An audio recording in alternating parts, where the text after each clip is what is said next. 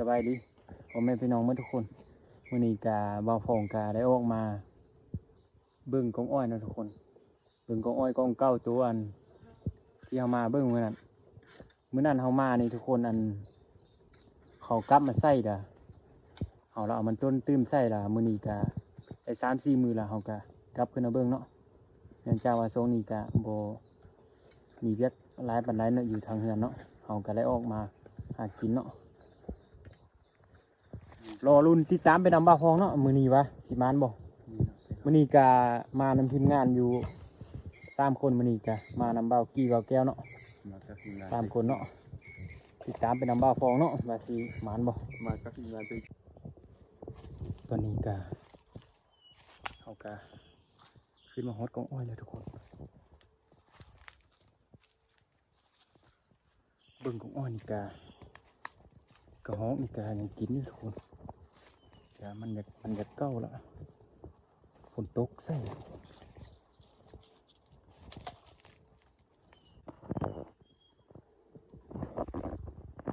แต่ว่าฝนตกใส่เนาะทุกคนมันอยากเน่าต้นนี่เบื้องนี่โอ้กันในกินหน่อยไหมทุกคนกันในหรือว่ากระหอกกินโอ้ยังไม่ไหมเลยเบื้องตัวนี้กินไม่ไหมนี่กันในอาจจะเป็นกระหอกหรือกันในเนาะทุกคน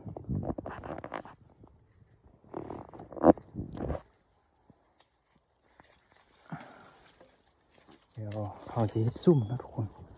เอามากองนี้จะเป็นกองไม้เราจะเฮ็ดซุ่มนะทุกคน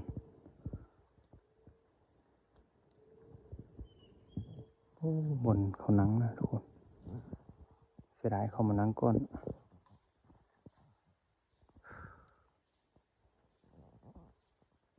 เบื่อนะทุกคนเบิ่งซุ่มโอ้ยเบื่อเลย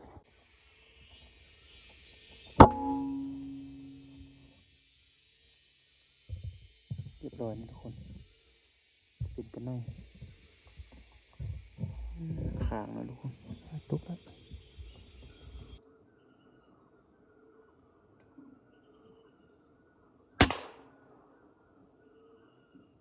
เรียบร้อยแล้วเป็นกันได้ทุกคนตัวนี้เป็นแต้มที่2โอเคเนาะทุกคนตอนนี้ค่ำละ6:10ปลายละน่าจะตัวกันได้จะประมาณละโอ้เสียดายเนาะทุกคนเขามานั่งก้อน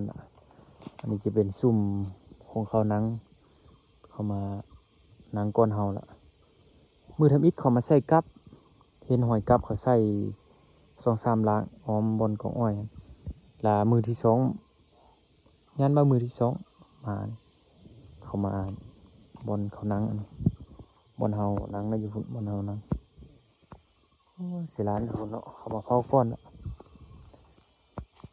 ก็ได้มาแต่2 ตัวเสียดายเขามาเผาก้อนเห็นแต่ก็ได้มา2 ตัว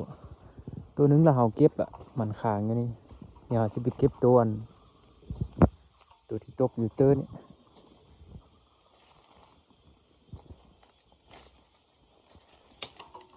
ตกเตอร์พนะทุกคน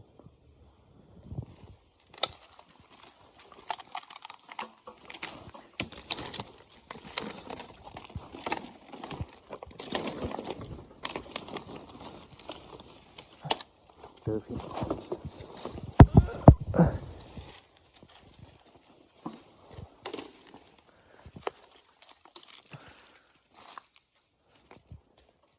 ตัวใหญ่อยู่ทุกคน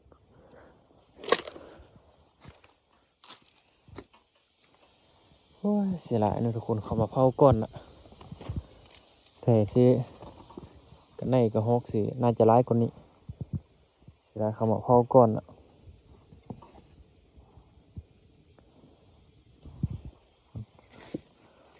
มันก็กินปลายนะทุกคนเขามาเผาเขามากวนแล้วกระหอกก็บ่อยากมาอีเนาะ